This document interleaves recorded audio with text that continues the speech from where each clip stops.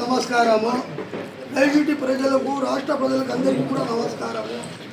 ఈరోజు అనగా ఈ దినము మనమందరం కలుసుకొని ఐకమత్యంగా ఒక మంచి కార్యం చేయాలని మానవత్వంతో ఒక వ్యక్తి ముందుకు రావడంతో ఆయన ద్వారా కొంతమంది భార్యాభర్తలను ఏకం చేయాలా, పెళ్లిళ్ళు చేయాలనే ఉద్దేశంతో ఒక మంచి సంకల్పంతో కొంత డబ్బు దానంగా ఇవ్వుచున్నారు. వారి ద్వారా ఆ జంటకు కలిగే పిల్లల ద్వారా వాళ్ళు భవిష్యత్తులో ఏమవుతారో ఏమో దేవునికే ఎరుగు.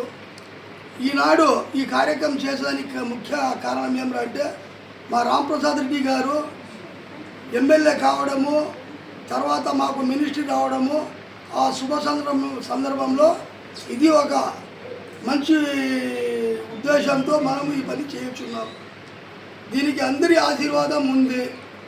ఈ ఒక్క మంచి పనికి మనం అందరం కలుసుకొని ఊరి ప్రజలంతా కలుసుకొని ఒక ఐకమత్యంగా ఒక మానవత్వంగా అందరూ ఇదే విధంగా కొనసాగిస్తే బాగుంటుంది. లేని వారికి డబ్బు సహాయం కానీ లేదా వస్తువు సహాయం కానీ గుడ్డ సహాయం కానీ చేయాలా.